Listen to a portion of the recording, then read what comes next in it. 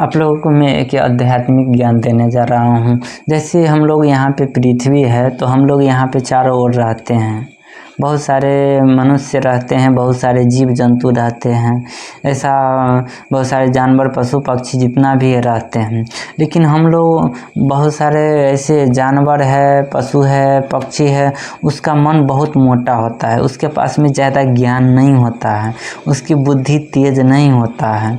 तो वह क्या करता है, तो अपने इसलिए वह जन्म पर जन्म लेते रहता है, लाखों करोड़ों जन्म ले लेता है। तब जा कर के धीरे धीरे उसे थोड़ा करके मन जो है पतला हो जाता है, इस सब से थकने लगता है और बुद्धि थोड़ा आ जाता है और तेज हो जाता है।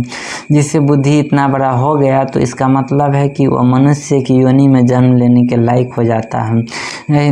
बहुत सारे ऐसे मनुष्य है जो भोदू होते हैं, तो उसका मन मोटा है, लेकिन उसे किसी न किसी कारण बस सद्बुद्धि आ जाता है, तो मनुष्य के जीवन में भी, मनुष्य की योनि में भी जन्म ले लेता है। लेकिन वह क्या होता है, अपना जन्म सफल नहीं कर पाता है, फिर उसे पशु पक्षी में जन्म लेना पड़ता है, फिर उसे मन को क्या करना पड़ता है, सूक्ष्म करना पड़ता है, तब मनुष्य के लायक हो जाता है उसकी बुद्धि, तब वह जन्म लेता है। जैसे ही जन्म लेता है तो इससे भी काम नहीं चलता है, इससे भी बहुत सूक्ष्म करना पड़ता है, सुई के नोकी के बराबर उससे भी कम मन को करना पड़ता है। तब जा कर के मनुष्य की बुद्धि बहुत तेज हो जाता है, तीव्र हो जाता है, ज्ञानी हो जाता है, उसकी गति भी बहुत तेज हो जाता है।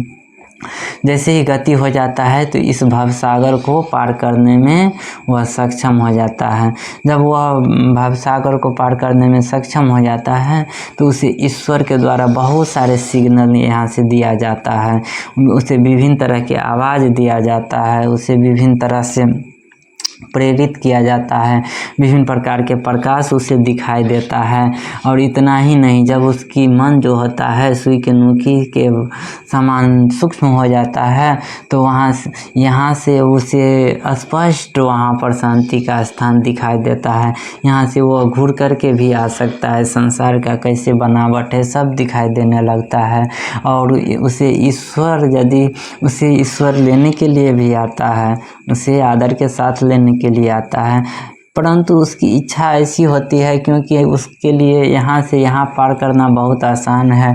एक पलक यानी 2 से 4 सेकेंड में वह यहाँ से वहाँ जा सकता है। तो उसे ईश्वर की कृपा की कोई ज़रूरत नहीं हो जाता है उस समय तक, तो वह स्वयं से भी जा सकता है। इसीलिए वह ईश्वर के यदि लेने के लिए भी आता है तो देखे होंगे कि बहुत सारे ऋषि मुनि हैं जो खुद से जाने का प्रयास करता है और वह उसे ज्ञान हो जाता है इतना कि खुद से आराम से वो जा सकता है।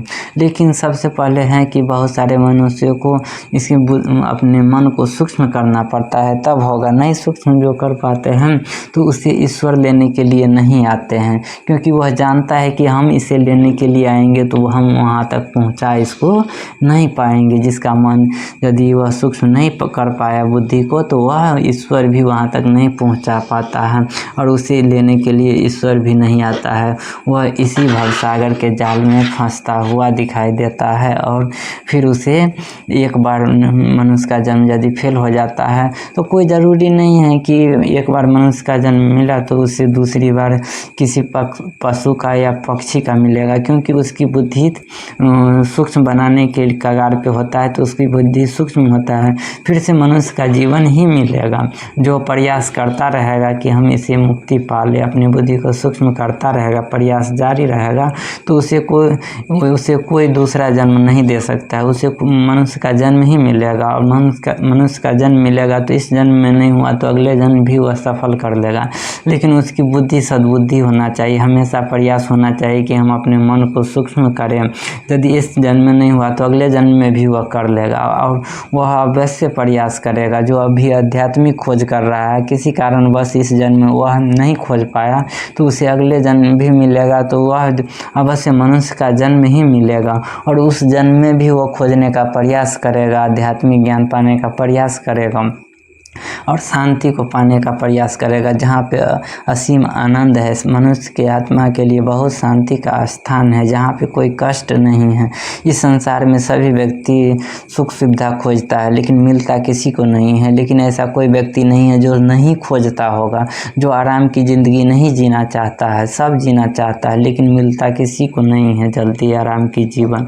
लेकिन यह ऐसा मार्ग है जिसे मनुष्य को इस जन्म में तो नहीं मिलता है, लेकिन इस जन्म में जैसे ही अंतिम सांस जाता है, उसके बाद में मनुष्य को अंतिम स्थान मिल जाता है, जहाँ पे मनुष्य की खोज है। जन्मों से मनुष्य खोज रहा है, ये नहीं कि इसी जन्म में मनुष्य खोज रहा है। बहुत सारे जन्म बीत गए हैं और वह शांति नहीं मिला है, वह आनंद नहीं मिला है। उस खुशी के लिए उस आनंद का स्थान वह प्राप्त कर सकता है।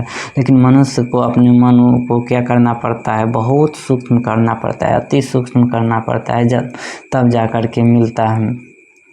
तो आज के लिए मैं इतना ही कहना चाहता हूँ। धन्यवाद।